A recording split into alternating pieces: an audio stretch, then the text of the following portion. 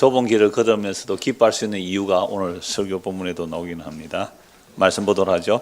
요한복음 12장 44절에서 50절 제가 봉독합니다. 예수께서 외쳐 이르시되 나를 믿는 자는 나를 믿는 것이 아니요 나를 보내신 이를 믿는 것이며 나를 보는 자는 나를 보내신 이를 보는 것이니라. 나는 빛으로 세상에 왔나니 무릇 나를 믿는 자로 어둠에 거하지 않게 하려 함이로다. 사람이 내 말을 듣고 지키지 아니할지라도 내가 그를 심판하지 아니하노라. 내가 온 것은 세상을 심판하려 함이 아니요 세상을 구원하려 함이로다. 나를 저버리고 내 말을 받지 아니하는 자를 심판할 리가 있으니 곧 내가 한 그 말이 마지막 날에 그를 심판하리라. 내가 내 자의로 말한 것이 아니요 나를 보내신 아버지께서 내가 말할 것과 이를 것을 친히 명령하여 주셨으니 나는 그의 명령이 영생인 줄 아노라. 그러므로 내가 이르는 것은 내 아버지께서 내게 말씀하신 그대로니라 하시니라. 아멘. 오늘 본문을 중심으로 예수님을 믿는 것은 무엇인가? 제목이 이렇습니다. 예수님을 믿는 것은 도대체 무엇인가? 라는 제목으로 말씀 나누겠는데요. 지난주는 예수님을 믿지 않는 이유를 보았잖아요. 예수를 믿지 않는 이유. 왜 사람들이 예수를 안 믿었어요? 사람들이 왜 예수를 안 믿었느냐고요?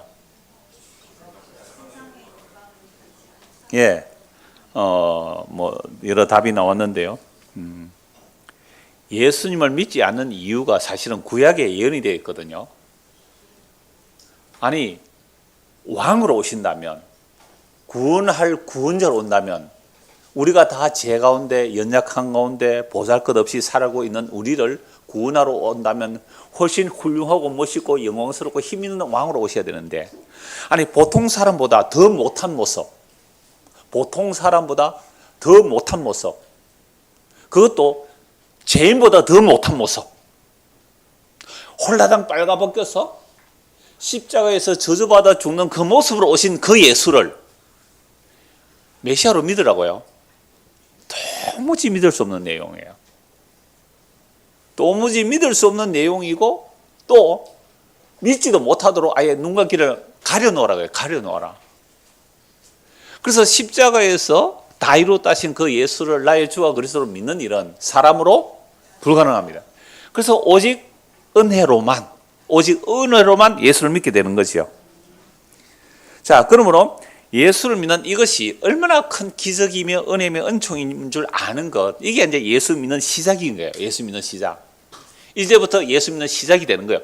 와, 하나님의 그 놀라운 은총이 어떤가를 알면 이제부터 그 비참한 저주받아 죽은 예수님의 십자가 안에 도대체 무슨 일이 일어나는가, 그걸 알고 믿는 사람들, 이런 사람들을 성도라 하나님 나라 백성이라고 말씀하는 거예요. 그래서 구체적으로 또 예수를 왜 못 믿을까요? 그것도 말씀드렸잖아요. 구체적으로 예수를 못 믿는 이유, 방금 찬양대에서 그 말씀했잖아요. 하나님의 영광은 뭐가 하나님의 영광이에요? 그 아들, 십자가로 하나님의 약속을 다 이루신 그 아들, 하나님의 아들, 예수님의 십자가가 하나님의 영광인데, 세상 사람들은 뭐가 영광이에요? 세상에서 잘 되는 나, 이게 영광이란 말이에요. 세상을 사랑한단 말이에요. 그러니까 예수를 사랑하고 예수를 믿고 따라간다는 것은 방금 찬양대 찬양 것처럼 무슨 길을 가는 거예요? 좁은 길을 가는 거예요. 좁은 길, 협착한 길, 형편없는 길, 힘들고 어려운 길. 근데 막 기뻐한대요. 미쳤죠, 지요? 아니, 좁고 협착을 가는데 막 내가 막 기뻐서 막 기쁘다 그래요. 진짜 기쁜지 나중에 한번 봅시다. 그게 기쁘다는 거예요. 이게 뭐 기쁜 일이에요, 그게. 아이고, 안 됐다, 불쌍하다, 힘들게 가네, 고생하네, 이렇게 가는 길을 기쁘다 그러는 거잖아요. 그래서 결국 예수를 믿지 못하는 이유는요, 사람들이 서로 영광을 취한대요. 요한복음 5장 44절에 보면 너희가 서로 영광을 취하니 어떻게 나를 믿을 수 있겠니? 그럼 사람들이 자기들끼리 서로 영광을 취한다는 것은 예수를 믿어서는 우리가 원하는 영광을 받을 수가 없다. 표적 기적 일으키고 막 오병이어 기적 일으키고 하니까, 야, 예수 따라가면 뭘 얻을 수 있다? 세상의 힘과 권세와 영광을 얻을 수 있다라고 예수님의 제자들도 다 그렇게 따라갔어요. 근데 예수님은 가면 갈수록 아니야, 나는 세상에 썩어질 영광주로 온 것이 아니라 영원한 영광을 주기 위해서 십자가에 죽어야 돼. 내 살 찌고 피를 흘려야 너희들이 내 살과 피를 먹고 마셔야 너희들이 영원한 생명을 얻는 거야. 못 알아듣겠는데요. 못 알아듣겠는데요. 다 들어가 버려요. 다시는 딸 안 따라다녀요. 제자들에게 묻죠. 너희도 갈래? 영생의 말씀이 여기 있어오니 우리가 누구에게로 가겠습니까? 말은 잘한다. 저 같으면 아마 그랬을 거예요. 말은 잘한다. 너희들 좀 이따가 나 다 떠날 거야. 제자들도 못 따라가요. 그래서 예수님께서 이 땅에 오셔서 하신 그 말씀이 하나님의 영광인데 사람들은요 서로 영광을 취하고 또 세상의 영광을 사랑하기 때문에 예수를 못 믿는 거예요. 그러니까 오늘 우리가 예수를 믿는다고 하면서도 세상의 영광을 추구한다면 그 사람은 아직 눈과 귀가 가려져 있는 거죠. 제가 25년 전에 이 설교를 할 때요, 그때 요 설교할 때 추석 바로 다음 주간이었거든요. 우리는 뭐예요? 지금 설이잖아요. 그것도 이제 설인데 그때 사용했던 재미난 예화가 있어서 내가 다시 한번 전하는데요. 자, 여러분들 명절에 가족과 친지를 만나 보았을 때 이제 추석이 지났으니까 이제는 이제 내일 모레 설인데요. 명절에 가족과 친지를 만나 보았을 때 무엇을 느꼈습니까? 사람들이 자기 영광을 위하여 살고 있음을 확인하셨을 겁니다. 그러니까 가족들 모이면 나는 막 작년에 영 막 형편없어 돈도 못 벌었다 하고 막 형편없는 그런 얘기해요. 좀 이렇게 부푸름하게 좀 잘된 거 얘기해요. 부푸름하게 뭐 알아요. 사투리인데 좀 부푸름하게. 아가 공부를 뭐 반에서 10등 하는데 뭐 막 1등 한다 하고 막 좀 그러지 않나요? 그래 본 경험이 있군요. 예, 그렇군요. 이게 뭐예요? 결국은 사람은 자기 영광을 위해서 살아가고 있는 거예요. 자, 중고등학생들 세배를 했습니다. 세뱃돈 얼마를 주면 좋겠어요? 60대에게 물었어요. 50대, 60대 물으니까 5만 원이면 된다 그러는데 아이들은요 작대요. 5만 원이. 물가가 인상되는 순간 10만 원 줘야 된대요. 그래서 평균으로 7만 5천 원이래요. 물가가 확 7만 5천 원 줘야 된대요. 세배하지 마세요. 저한테 세뱃돈 없습니다. 그래서 제가 25년 전에 이거 실화거든요. 실화의 예화인데 뭐 내용만 들어도 아실 분은 아실 건데요. 그래서 사람들은 자기 영혼을 위해서 사는데 제가 아는 어떤 사람이에요. 고향을 가는데 자기 집을 사고 나서 그 다음에 자가용 타고 가겠다.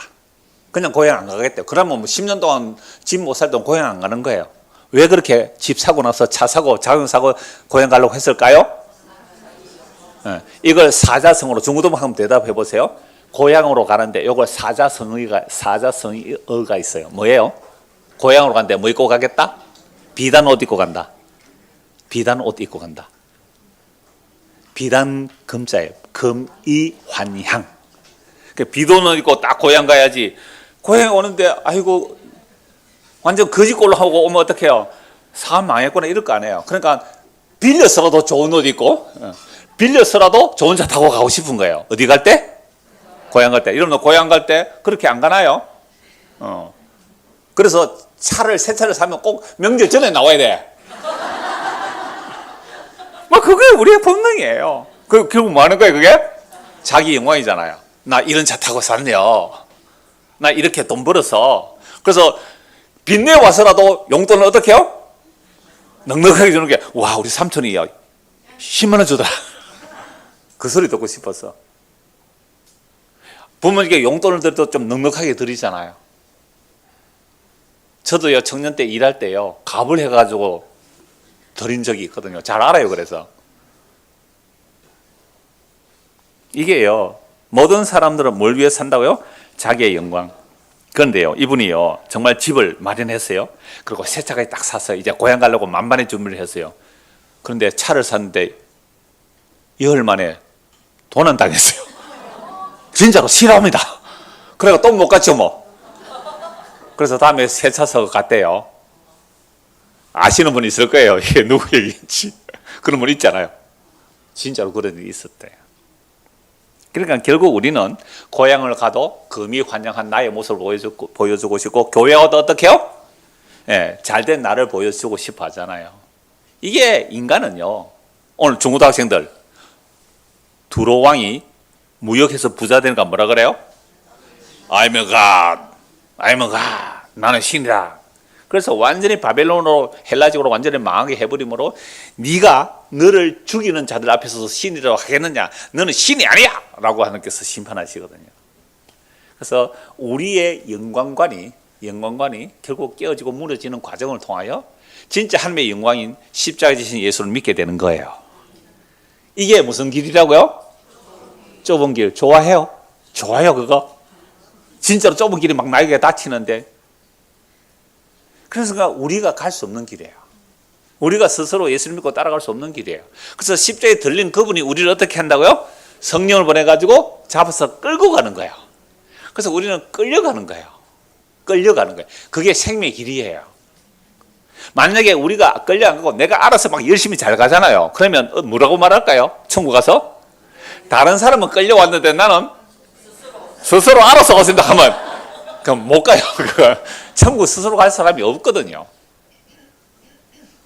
그래서 부자가 천국에 들어가는 것이 낙타가 바늘귀로 가는 게 더 쉽다. 천국 가는 것보다, 부자가 천국 가는 것보다 낙타가 바늘귀로 가는 게 더 쉽다 그랬잖아요. 그래서 깜짝 놀라서 제자들이 예수님 그러면 누가 하나님 나라 들어갑니까? 저렇게 착한 사람이 어려서부터 율법을 다 지킨 사람이 부자라고 천국 못 가면 누가 천국 갑니까? 라고 물었을 때 예수님 뭐라고 대답해 주세요? 사람은 할 수 없지만 하나님은 하실 수 있다. 하나님 어떻게 그러면 자기 백성을 천국 데려가나요? 하나님의 자기 죽음으로 피를 뿌려 용서하시고 천국 데려가는 이 길 외에는 다른 길은 없습니다. 자, 오늘 보면 44절 보시죠. 예수께서 외쳐 이르시되 나를 믿는 자는 나를 믿는 것이 아니요 나를 보내신 이를 믿는 것이다. 그럼 예수를 믿는 게 뭐냐라고 할 때 나를 믿는 것은 날 믿는 게 아니고 누구를 믿는 거예요? 나를 보내신 하나님을 믿는다. 하나님 아버지를 믿는다. 그런데요, 하나님은 영이시거든요. 영은 볼 수가 없거든요. 그래서 구약 성경을 통해 하나님은 자기를 알려주셨어요. 아브라함과 이삭과 야곱을 통해 자기를 알려주셨단 말이에요. 자, 그런데 유대인들은 다 아브라함과 이삭과 야곱의 하나님을 믿는다 그랬어요. 그런데 예수님 오셔서 예수의 말을 안 듣는 그 유대인들 보고 너희들이 내 말을 안 듣는 거 보니까 너희는 마귀 자식이다 했거든요. 마귀 자식. 얼마나 충격이에요. 아니 우리는 아브라함이 우리 조상이라고, 아브라함이 하나님 우리 하나님이라고, 하나님 우리 아버지라고, 감히 네가 뭔데 갈릴리 나사렛 시골 출신이 감히 우리가 믿는 그 하나님을 마귀라고 말하느냐. 이게 얼마나 격노할 일입니까? 대제사장들이 얼마나 분노할 일이에요. 세례요한도 그렇게 말했거든요. 뭐 너희들이 아브라함 자손이라고, 하나님은 이 돌멩이들도 아브라함의 자손으로 만들 수 있다 회개하라 이렇게 외쳤잖아요. 예수님의 이 말씀, 내 말을 안 듣는 것을 보니까 너희 아버지는 마귀다. 내 말을 들으면 너희들은 나를 믿는 게 아니라 내 아버지를 믿는 거야. 딱 두 가지 선택지가 있습니다. 두 가지 선택지. 하나는 예수가 정말로 귀신 들려 미친 자로서 신성모독하는 자다. 두 번째, 예수의 말이 진짜다. 두 가지 선택지. 여러분들은 우리가 만약 유대인들이라면 무슨 선택을 할까요? 우리가 어려서부터 유대인으로 자랐다. 율법을 지키고 아브라함과 이삭과 야곱의 자손이라고 믿었다면 이렇게 말하는 예수를 어떻게 말할까요? 예, 귀신 들려 미쳤다고 해요. 그래서 신성모독으로 결국 십자가에 못 박아 죽이는 일이 일어난단 말이죠. 그래서 예수를 정말로 주와 그리스도로 믿는 자들은요, 그래도 소수는 있긴 했죠. 믿는 자들이 소수로 나오는데요, 그들은 유대 땅의 주류가 아니에요. 주류. 비주류 중에서도 아주 천대받는 세리와 창기와 이방인 같은 자들이었거든요.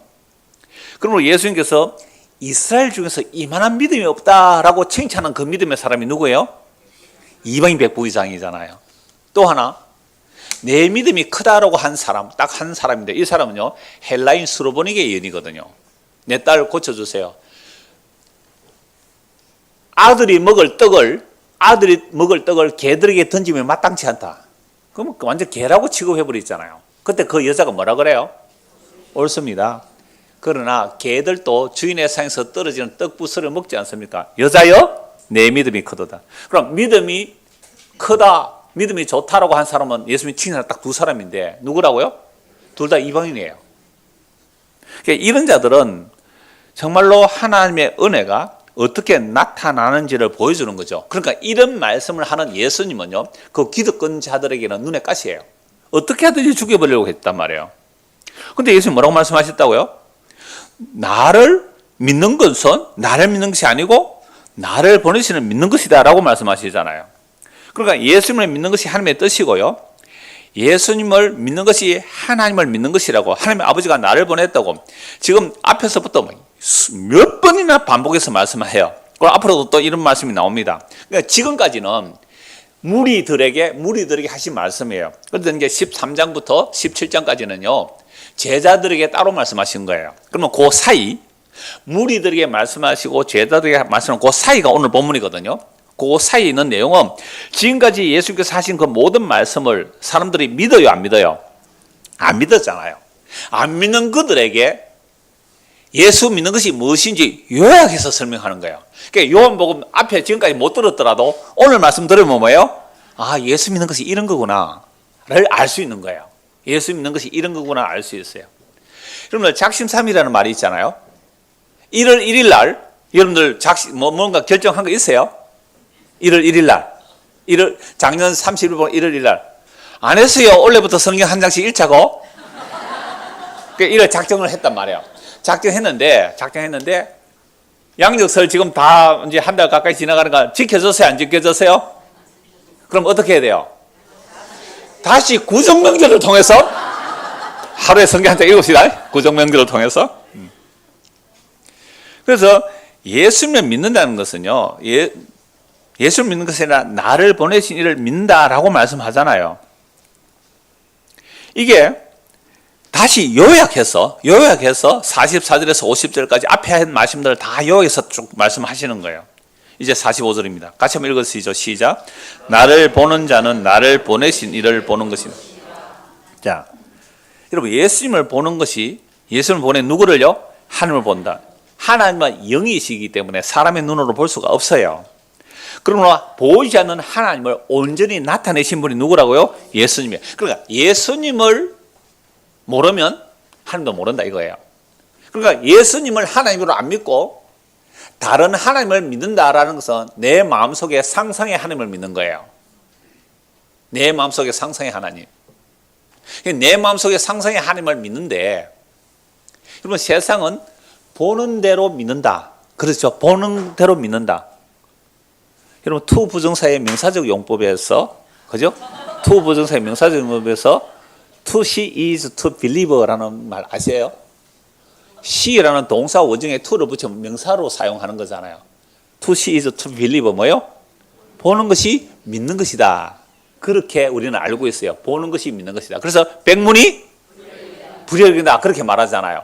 그런데 요즘은 달라요. 요즘 과학자들은요, 보는 것이 믿는 것이라고 하는 게 아니라 믿는 대로 본다 이렇게 나와요. 믿는 대로 나는 그 말이 더 옳다고 봐요.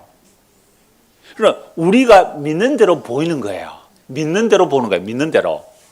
사실 눈에 보이는 것은 이 실상이 아니라고 하거든요. 여러분들 여러분, 불 꺼버리면 색깔이 보입니까? 안 보입니까? 안 보이잖아요. 그러면 우리가 태어날 때부터 맹인이라면 색깔 알아요? 몰라요? 몰라요. 그러면 불이 켜져도 원래 맹인은 몰라요. 죽은 시인의 사회.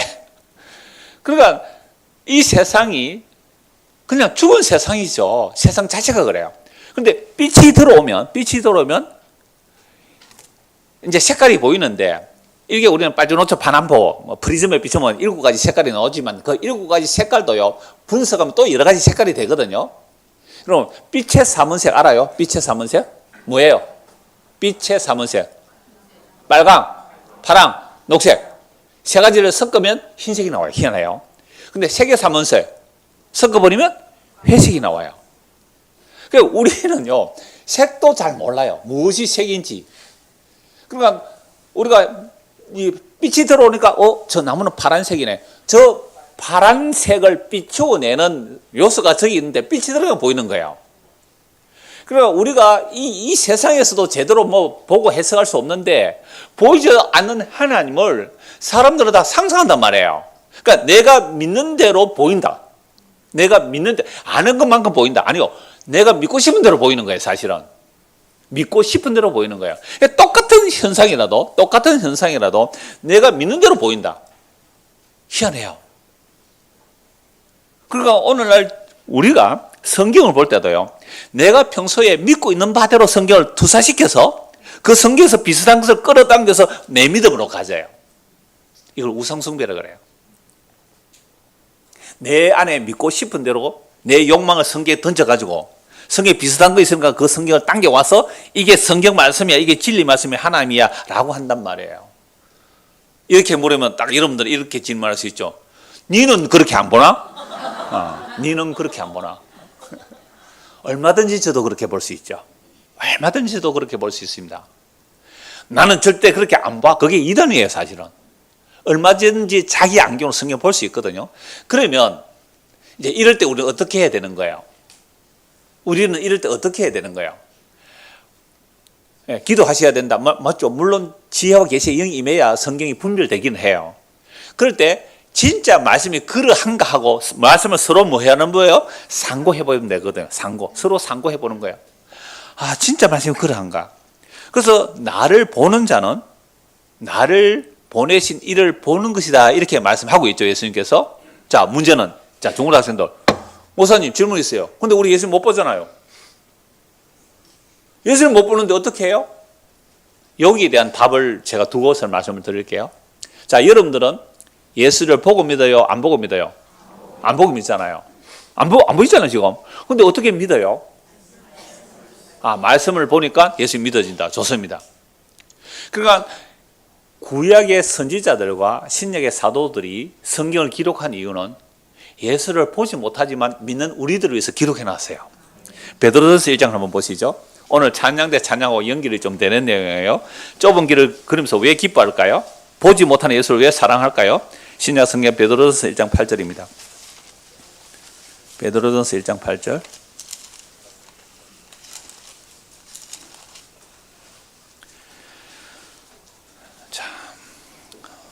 말세에 이제 구원 얻기로 얻는, 참, 제가 본문이 이제 길어서 좀 줄였는데, 원래는요, 2절부터 또 해야 돼요. 1절부터 해야 돼요. 빠르게 한번 할게요. 1절부터 보시죠. 예수 그리스도의 사도 베드로는 본도 갈라디아 가파도기아 아시아와 비두니 흩어진 나그네, 곧 하나님의 아버지의 미리 아심을 따라 성령이 거룩하게 하심으로 순종함과 예수 그리스도의 피뿌림 얻기 위해 택하심을 받은 자. 우리 중고등 학생들 순회할 때 내가 물을 한 뿌렸죠. 물을 뿌렸다고 물을 퍼포먼스 하면서 물을 확 뿌렸어요. 그럼 왜 그랬냐면 하나님이 우리를 미리 아셨대요. 우리를 만들기도 전에, 창세전에 우리를 미리 아셨대요. 미리 안 자들에게 누구를 보내주신다고요? 성령님을 보내주세요. 그럼 성령이 오면 세상에서 떨어져 나와서 구별되어서 예수를 믿게 된대요. 뭐 하려고 성령을 보내서 예수 믿게 해요? 여러분들에게? 예수 그리스도의 피 뿌림을 얻기 위하여. 예수 그리스도의 피 뿌림을 얻기 위하여. 그냥 그러면 이렇게 해죠. 양풍이다가 다라이 양풍이다가 소 피를 한번 받아와가지고 어떻게 해요? 막 한번 뿌리는 거죠, 뭐. 그럼 피 확 뿌리면 어떻게 해요? 옷 뺏긴다고 하면 피하겠죠. 옛날에 우리 유초등부 아이들, 여러분의 선배들, 그 아이들에게 그 얘기를 했더니 피를 한 바가지 뿌리면 어떻게? 와, 끔찍해요. 끔찍해, 피를 뿌린다, 끔찍해요. 그랬단 말이에요. 여러분, 하나님께서 미리 아시고 우리를 택하셔서 성령을 보낸 이유가 뭐라고요? 예수님의 피 뿌림을 얻게 하려고. 예수 그리스도의 피 뿌림을 얻기 위하여 우리를 택하셨어요. 이 세상에서 성공하고 영광받기 위해서 택한 게 아니라 뭐 얻게 하려고요? 피 뿌림을. 피는 생명이에요. 생명 주려고 우리를 택하셨다고요. 그래서 이 말을 하고 나니까 막 가슴에 벅차올라요. 찬송이. 이 말을 하고 나니까 베드로가 막 가슴에 벅차올라요. 우리 주 예수 그리스도의 아버지 하나님을 찬송하리로다. 그의 많으신 긍휼대로 예수 그리스도의 죽은 자 가운데서 부활하게 하심으로 말미암아 우리를 거듭나게 하사 살아있는 소망 있게 하시며 썩지도 않고 더럽지도 않고 시하지도 아니하는 유업을 있게 하시나니 곧 너희로의 한데 간직하신 것이라. 세상의 기업들은요 다 더럽고 낡아지고 망하고 그렇게 돼요. 하늘에 가진 기업을 얻게 하신대요. 그래서 너희는 말세에 나타내기로 예배하신 구원을 얻기 위하여 믿음으로 말미암아 하나님의 능력으로 보호하심을 받았느니라. 그러면 너희가 이제 여러 가지 시험으로 말미암아 잠깐 근심하게 되지 않을 수 없으나 몇 년요? 잠깐 몇 년? 7, 80년. 인생이 70이고 강하면 80이든가 잠깐 70, 80 근심하게 되지 않을 수 없으나 오늘 우리에게 근심할 일이 일어나요? 안 일어나요? 일어난다니까요. 다리 아파서 오늘 지도 못하러 왔잖아요. 병원에 있대요 지금. 그게 잠깐이에요. 근심하게 되지 않을 수 없으나 오히려 크게 기뻐하는도다. 세상에. 지금 뭐 어떤 상태예요? 지금 근심하고 있는 거예요. 좁은 길이에요. 힘들고 어려운 길이에요. 근데 잠깐 근심하게 되지 않을 수 없으나 오히려 크게 기뻐하는도다. 좁은 길을 걸으면서 기뻐한다면서요. 자녀 때 자녀했잖아요. 좁은 길을 걸으면서 기뻐한다면서요. 기뻐합니까? 근데 다 물어볼게요 지금. 한번 처음보다 기뻐합니까? 진짜 좁은 길을 걷는데 힘들고 어려운데 기뻐합니까? 아니요. 어떻게 찬양해요 그게? 이거요 불가능해요. 내 몸 아파 보세요. 무슨 기뻐요. 목 아파 죽겠는데 지금. 경제적 손해가 한번 나보세요. 뭐가 기뻐요? 그런데도 기쁘대요. 너희 믿음의 확실함은 불로 연단하여도 없어질 금보다 더 귀하여 예수 그리스도께서 나타나실 때에 칭찬과 영광과 존귀를 얻게 할 것이니라. 같이 읽읍시다. 8절에서 9절, 8절 9절만 같이요. 시작. 예수를 너희가 보지 못하였으나 사랑한도다. 이제도 보지 못하나 믿고 말할 수 없는 영광스러운 즐거움으로 기뻐하니 믿음의 결국 곧 영혼의 구원을 받습니다. 예수를 보지 못하나 뭐 한다고요? 사랑한대요. 여러분 어떻게 예수를 못 보는데 사랑할 수 있어요? 이 복음을 듣고 믿음으로. 복음을 듣고 믿으니 예수님을 사랑한대요. 그리고 영광스러운 즐거움으로 기뻐해요. 좁은 길을 걸으며 항상 기뻐하는 것 주의 영이 함께합니다. 성령을 보내니까 예수를 믿게 돼요. 예수를 믿게 되면서 예수의 피 뿌림을 얻었대요. 그 피 뿌림은 생명을 얻는 것이에요. 영원한 생명을 얻는 것인데 이것은 썩지도 않고 더럽히지도 않고 낡아지지도 않는 하늘의 영원한 기업을 받는데요. 그래서 그 모든 것을 한마디로 말하면 믿음의 결국 뭘 얻는다고요? 영혼의 구원을 받아요. 이 구원에 대하여는 너희에게 임할 은혜를 예언하던 선지자들이 영광과 부지런히 살펴서 아브라함이요 살펴보았다는 거예요. 이삭과 야곱이, 그 다음에 에녹이, 노아가, 아벨이, 그 구약의 모든 믿음의 선진자들, 그리스도의 영이 임한 사람들이 예언하고 부지런히 살펴서 자기 속에 계신 그리스도의 영이, 구약이에요. 그리스도의 영이 임해서 창조실 그리스도를 증언했습니다.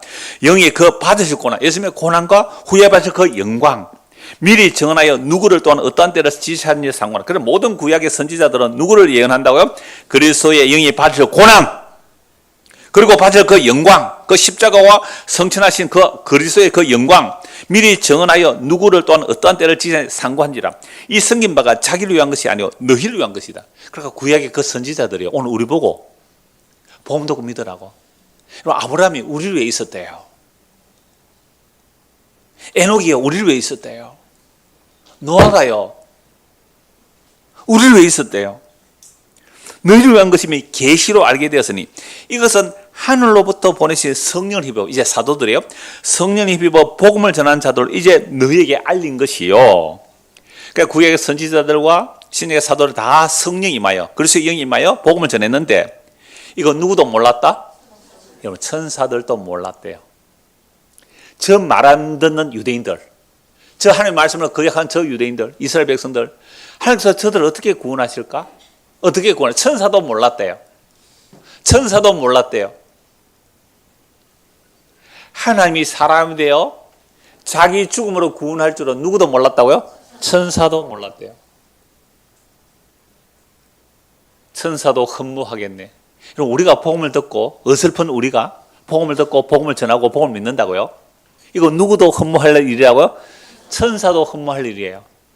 찬양대 한다고요? 교사한다고요? 봉사한다고요? 예배당에 나와 앉아있다고요? 천사도 못할 일을 하나님의 은혜로 우리가 하고 있다면 천사가 굽혀서 살펴보기를 원했대요. 쟤를 어떻게 구원할까? 쟤를 어떻게 구원할까? 와우! 하나님이 사람이 되어 죽음으로 구원하시구나.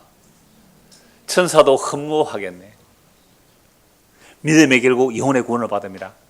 그래서 이걸 알고 나면 예수를 보지 못하나 사랑하노다 믿고 말할 수 없는 영광스러운 즐거움으로 기뻐하니 믿음의 결국은 영혼의 구원이다.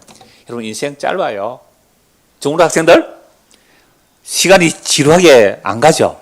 빨리 어른 됐으면 좋겠죠. 잔소리 안 듣고 내 마음대로 하고 싶어서. 곧 옵니다, 어른. 그렇게 되면요, 시간이 왜 이래 빨리 가노 그럴 거예요. 그러나 우리가 믿음의 결국 곧 영혼의 구원을 받는데요. 이거는 영원한 생명이거든요. 그래서 우리가 예수를 믿는다고 할 때는 이 어마어마한 일들이 일어나는 거죠. 우리가 예수를 보지 못하나 믿고 말할 수 없는 영광스러운 기뻐할 수 있는 것. 이게 성령이 오신 거예요. 성령이 오셨네, 성령이 오셨네. 성령이 오시면 자기가 죄인인 줄 알고 예수를 믿게 돼요.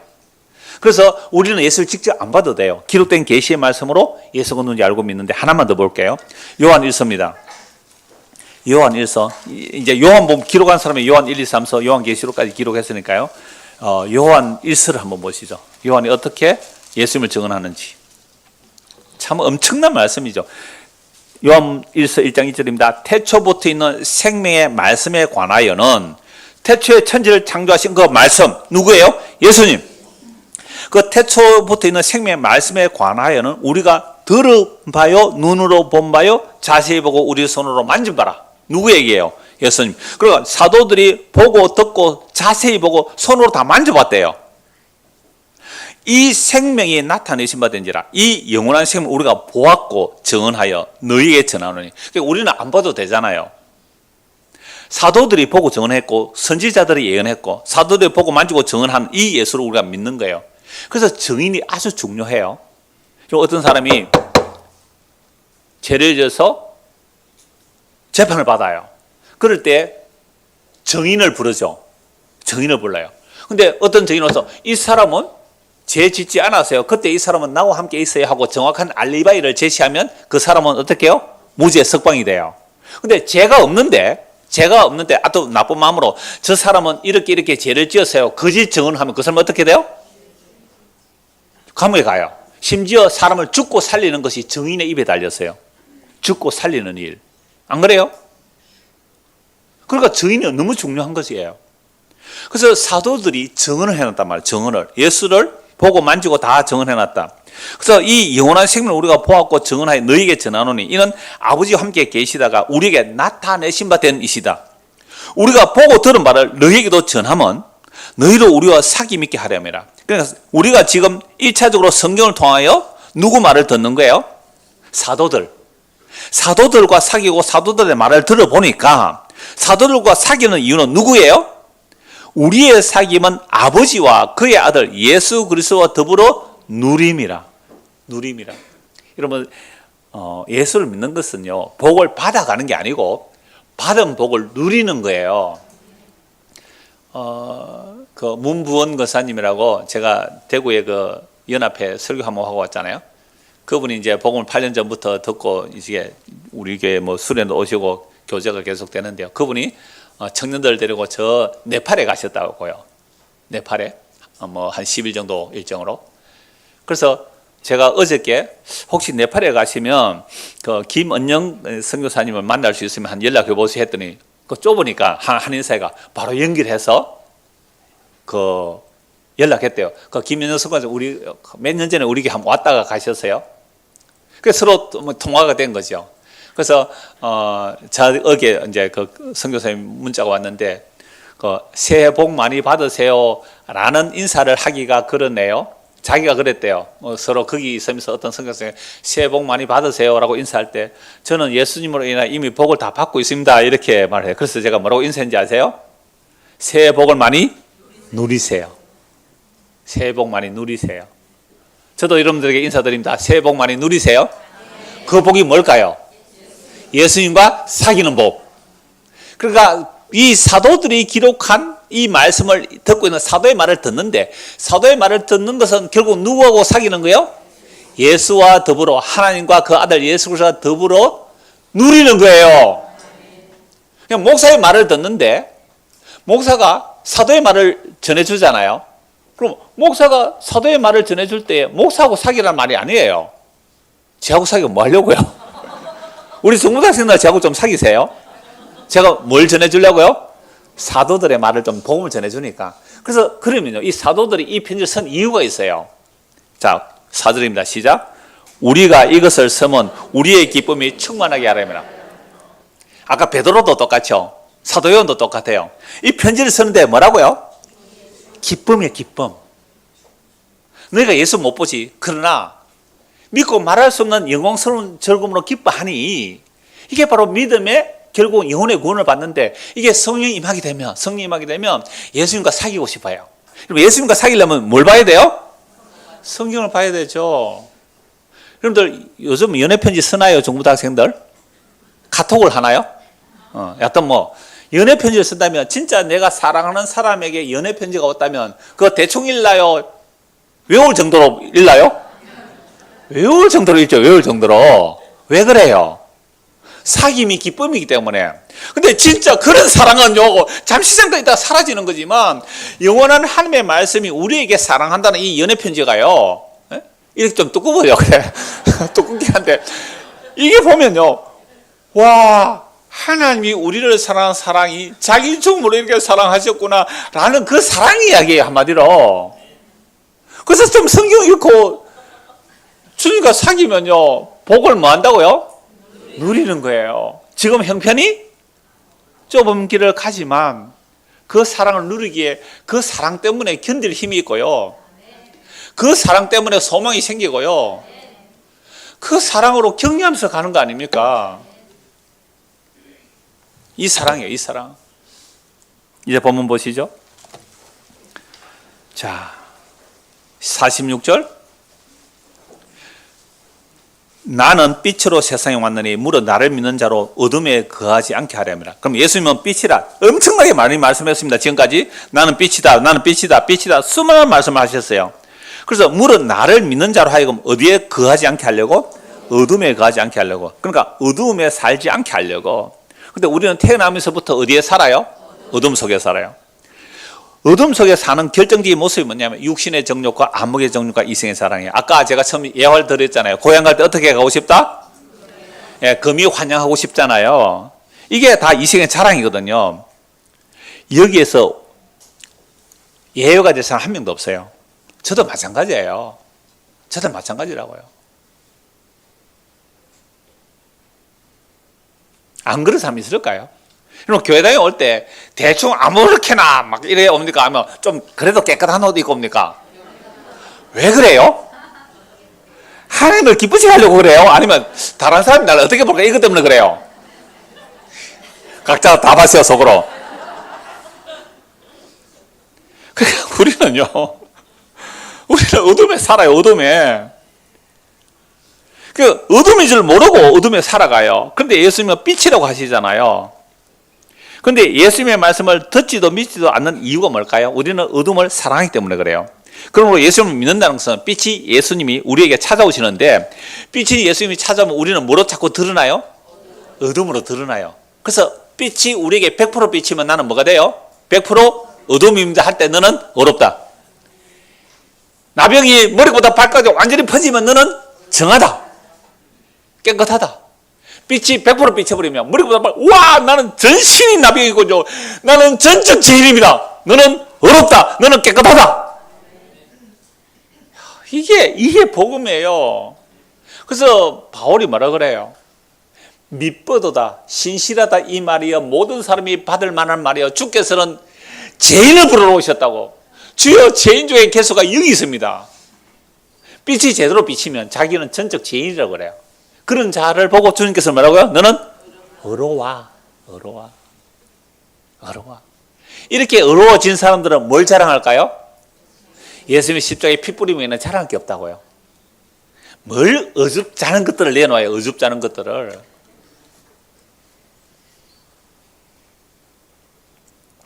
제가 너무 유치한 예를 자주 말씀드리잖아요. 구두기가 불쌍해서 구두기 구원해놨더니 구두기가 고맙다고 구원한 자에게 갖다 바치는 선물이 뭘까요? 똥입니다. 그 중에 조금 소화 덜 된 똥 있잖아요. 그런 거. 지가 아깝다고 그걸 구원자에게 갖다 바친다고요. 그 정도밖에 안 돼요. 우리는. 그 정도밖에 안 돼요. 47절입니다. 사람이 내 말을 듣고 지키지 아니할지라도 내가 그를 심판하지 아니하노라. 내가 온 것은 세상을 심판하려 함이 아니요 세상을 구원하려 함이로다. 나를 저버리고 내 말을 받지 아니하는 자를 심판할 리가 있으니 곧 내가 한 그 말이 마지막 날에 그를 심판하리라. 예수님 오신 이유가 뭐라고요? 세상을 심판하러 왔어요? 구원하러 왔어요? 구원하러 왔어요. 그런데 예수의 말을 안 믿으면 뭐예요? 그게 심판이잖아요. 그런데 당장은 예수를 안 믿는다고 심판을 안 하셨다고요. 왜 이 말씀을 하실까요? 예수님과 자기 말을 분리해요. 왜냐하면 제자들도 예수님을 안 믿었잖아요. 제자들도 십자가 앞에 도망갔어요. 그러면 제자들 구원 못 받아야 돼, 한 명도. 가룟 유다를 배신했고요. 나머지 제자들도 구원 못 받아요. 예수를 안 믿고 부인하고 도망갔잖아요. 그러니까 날 부인해도 괜찮아. 내가 널 용서할 수 있어. 근데 마지막 날에 무엇이 심판한다고요? 내가 한 그 말이 심판하리라. 그러니까 지금 예수 안 믿고 죽으면 그게 심판받고 죽은 거예요. 예수 안 믿고 죽으면 그게 심판받고 죽은 거예요. 그래서 살아있는 역사가 중요하다고 그랬잖아요. 우리가 이 땅에 사는 동안 중요한 이유가 뭐예요? 여러분, 살아있는 개가 죽은 사자보다 나은 이유가 뭐예요? 죽을 줄 알거든요. 그러니까 죽기 전에 뭐 하라고 살려놨을까, 우리를? 예수 믿고 영혼의 구원 받으라고. 믿음의 결국은 곧 영혼의 구원이라. 어제 누가 인사를 왔더라고요. 뭐 봄에 장가 간다고.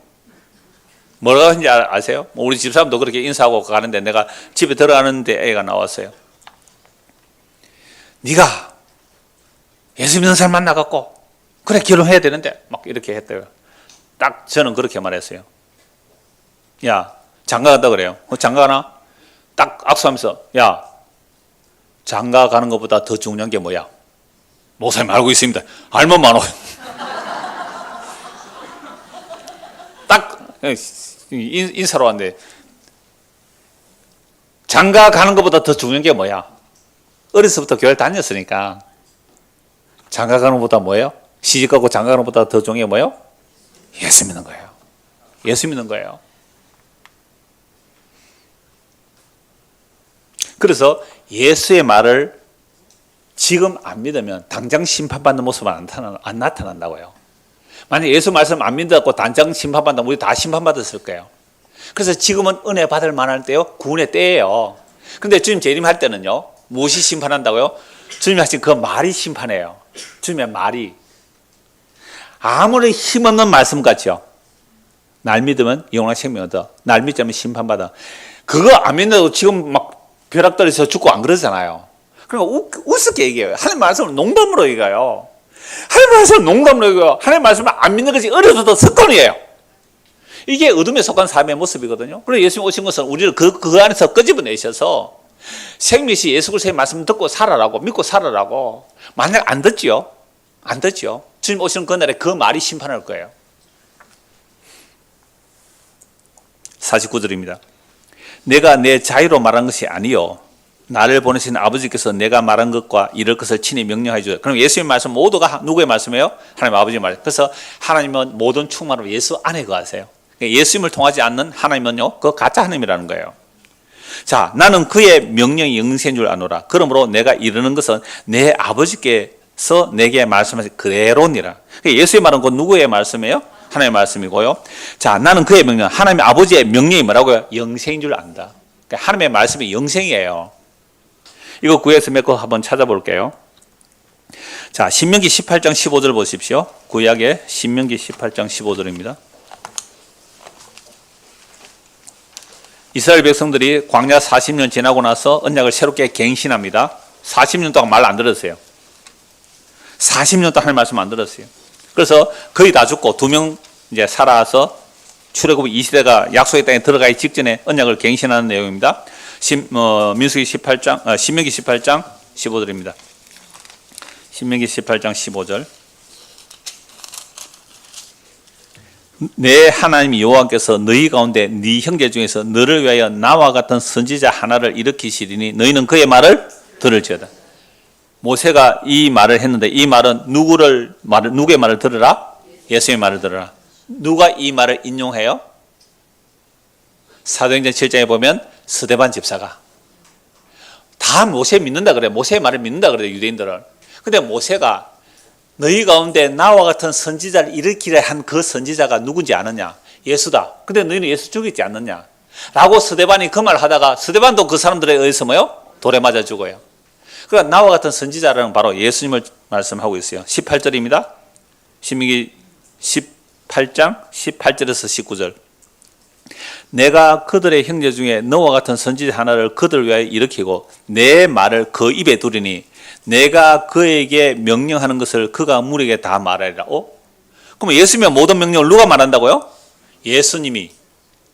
그래서 예수님 뭐라고요? 내가 하는 이 말은 내 말이 아니고 누구 말이다? 내 아버지의 말이고 내 아버지의 명령이 뭐라고요? 영생이다. 하나님의 아버지의 말씀이 영원한 생명이라는 거예요. 그래서 예수의 말을 듣는 것이 뭘 얻는 거예요? 영생을 얻는 거잖아요.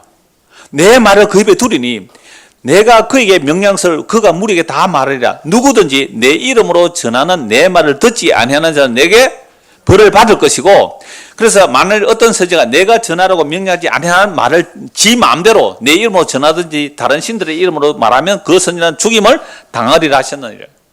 이미 거짓 선지자도 다 예언하고 있는 것이죠.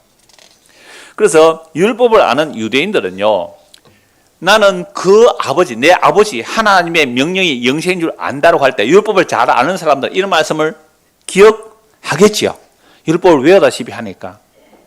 그래서 하나님께서 그 입에 하나님의 말씀을 두고 하나님의 명령하는 것을 그가 다 무리에 전해요. 그래서 예수의 말을 듣는 게 뭐예요? 영원한 생명을 얻는 거예요. 그게 영원한 생명이에요.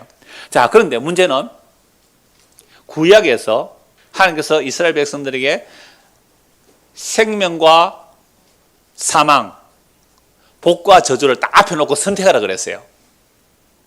생명과 복, 사망과 저주를 앞에 놓고 선택하라 그랬어요.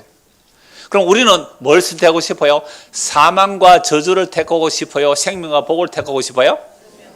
자, 생명과 복을 선택해야 맞잖아요. 그런데 구약 이스라엘 백성 전체가 생명과 복을 택했어요? 사망과 저주를 택했어요? 그러니까 우리에게 생명과 사망, 복과 저주를 두고 택해라 하면 우리의 능력으로는 생명과 복을 택할 능력이 없더라. 이게 구약 전체의 정언이에요. 그런데 오늘날 우리 보고 야, 생명과 복, 생명과 사망, 복과 저주를 두고 선택하라. 선택은 우리한테 달렸다? 라고 하는 것이, 이게 인간의 자유의지를 강조하는 사람들이 이렇게 말하거든요. 아니요. 인간은 스스로 허물과죄로 죽은 자이기 때문에 스스로 생명과 복을 선택할 능력이 없는 거예요. 그래서 신명기 30장 보십시오. 신명기 30장 19절입니다. 물론 어떤 구절을 보면 내가 택해야 되는 것처럼 말하는 곳도 있긴 해요. 이 신명기 30장도 보면 이렇게 말씀합니다. 19절 보세요. 30장 19절. 내가 오늘 하늘과 땅을 불러, 하늘과 땅을 증인으로 소원하는 거예요. 내가 오늘 하늘과 땅을 불러 너희에게 증거를 삼노라. 내가 생명과 사망과 복과 저주를 네 앞에 두었은즉 너와 네 자손이 살기 위하여 생명을 택하고. 그럼 오늘 우리 부모님들이요, 살기 위하여 뭘 택해야 돼요? 생명과 복, 살기 위해서 생명과 복을 택해야 돼요. 그런데 우리는요, 그렇게 못 살더라는 거예요. 생명을 택하고 네 하나님 여호와를 사랑하고 그의 말씀을 청종하며 또 그를 의지하라. 그는 네 생명이시요 네 장수이시니 여호와께서 네 조상 아브라함과 이삭과 야곱의 주리라고 맹세한 땅에 네가 거주하리라. 자, 우리가 생명과 복을 택하려면 사망과 저주 안 받고 생명과 복을 택하려면 어떻게 해야 돼요? 예, 20절에 나오죠. 첫째, 여호와를 사랑하고 그의 말씀을 청종하며 또 그를 의지하면 생명이 될 거야. 근데 구약 이스라엘 역사 전체를 보면 이스라엘 백성들이 하나님의 말씀을 듣고 그를 의지하고 사랑합니까? 안 합니까? 안 하죠. 그래서 북이스라엘 남북이 나눠지고 북이스라엘 아수르에 망하고 남유다 바벨론을 망해요. 결국 나라가 망했다는 것은 하나님을 사랑하고 그를 의지하고 그분을 청종하는 생명과 복의 길을 사람이 갈 수 있다 없다? 못 갔다. 이걸 구약성경 전체가 증거해요.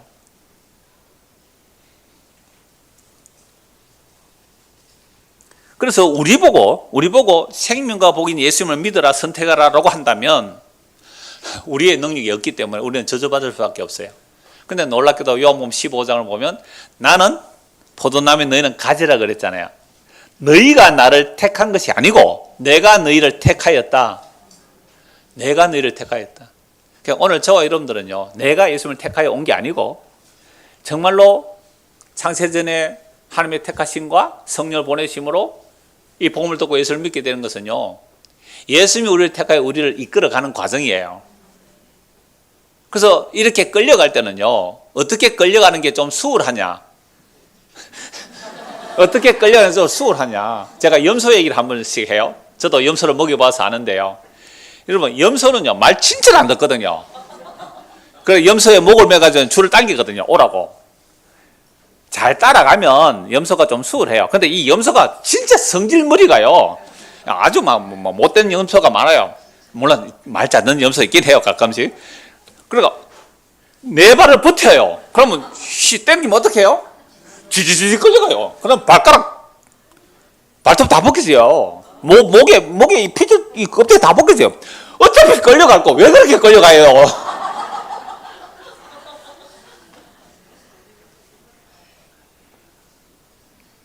그래서 우리가 주님을 선택한 게 아니라 주님이 우리를 선택해서 끌고 가는데요. 물론 그런 과정도 있겠지만 진짜 우리를 끌고 가는 방식은 사랑이에요. 그래서 다음 주에는 끝까지 사랑이라는 말씀을 나눌 텐데요. 요한복음 17장 3절 한번 보십시오. 뭐가 정말로 영생인가를. 자, 우리가 주님을 선택한 게 아니라 주님이 우리를 선택하셨어요. 그리고 자신의 살과 피를 주심으로 생명 주세요. 17장 3절입니다. 자, 같이 한번 읽읍시다. 시작. 영생은 곧 유일하신 참 하나님과 그가 보내신 자 예수를 아는 거다. 그러니까 영생이란 그냥 안 죽고 영원히 사는 거 아니에요. 지옥도 영원히 사는 곳이니까요. 지옥에서 영원히 사느냐, 천국에서 영원히 사느냐, 그거예요. 그러니까 영원히 사는 게 중요한 게 아니라 진짜 영원한 생명 뭐예요? 유일하신 참 하나님 아버지와 그가 보내신 자 예수를 아는 거예요. 그래서 우리는 예수를 통해 아버지를 아는 거죠. 예수님 참 하나님이라는 거죠. 그래서 아버지께서 아들에게 주신 모든 사람에게 영생을 주게 하시려고 만민을 다스리는 권세를 아들에게 주셨다고요. 그래서 우리가 예수 믿으면 하는 게 영광이에요. 그게 영원한 생명 얻는 거죠. 자, 그래서 우리가 예수를 믿는다는 것은요, 우리가 스스로 복과 생명을 선택해서 갈 사람이 아무도 없고 예수님께서 우리를 선택하셔서 우리에게 자신의 살을 찢고 피를 흘려 생명 주시는 쪽으로 우리를 이끌어 가세요. 자, 그래서 예수님 재림하기 전까지는요, 지금 이 시대가, 예수님 재림 아직 안 했잖아요. 이 시기는 무슨 시대일까요? 예수를 믿음으로 영생을 얻는 은혜의 때입니다. 아직 2000년이 지나도 아직도 은혜를 베풀고 계세요. 주의 오래 참으심이 구원이 돼요. 여러분, 너 작년에 예수님 재림했다면 어떻게 됐을까요? 이거 자신할 수 있는 사람이 있어요. 작년에 예수님 재림했다면 나 구원받았을 거야. 자신할 수 있을까요? 그러니까 아직도 역사가 진행되고 아직도 우리가 숨을 쉬고 살아있다는 것은 뭐 하라고요?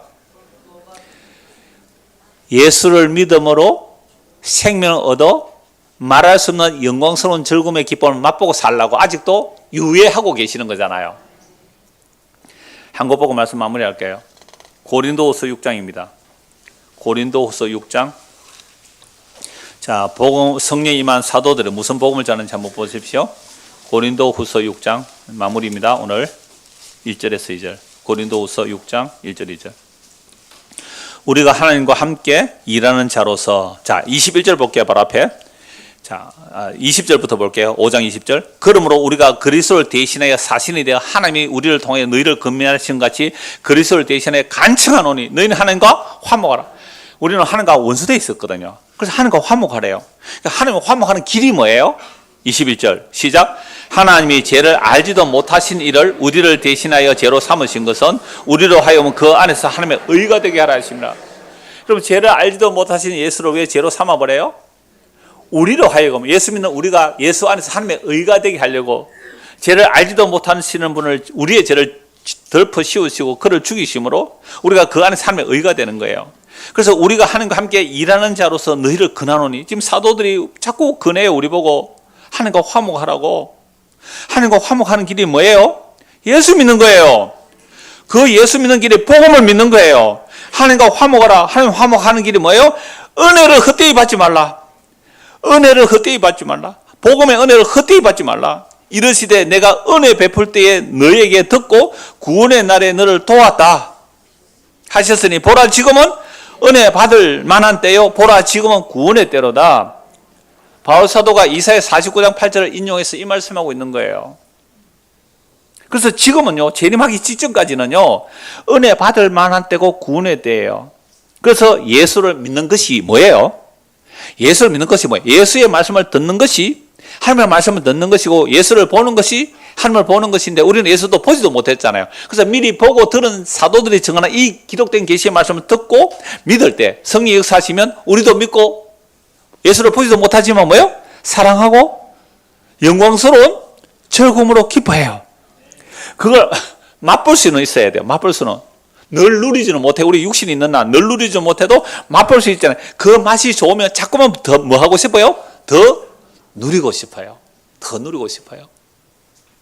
어제 경기도 있는 분이 두 분 오셨어요. 경기도 모임 책임 맡아 하시는 분인데요. 토요일 와서 식사하고 한참 교제하고 갔어요. 그 복음의 교제가 자기들의 힘이래요. 복음의 교제가 자기들의 힘이래요. 그게 기쁨이잖아요.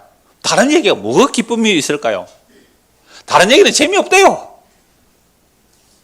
그래서 우리가 예수를 보지 못하지만 성령이 임하게 되면 듣고 믿음으로 말할 수 없는 영광스러운 즐거움과 기쁨이 넘치게 되는데, 그래서 우리 성도의 진짜 명절은요, 설과 추석이 아니고요, 어떤 누룩이 없는 순전함과 진실함의 떡인 예수 그리스도의 살과 피를 먹고 마시는 것이 진짜 명절이에요. 이게 고린도전서 5장 7절에 8절 말씀이거든요. 그래서 명절에 인사드립니다.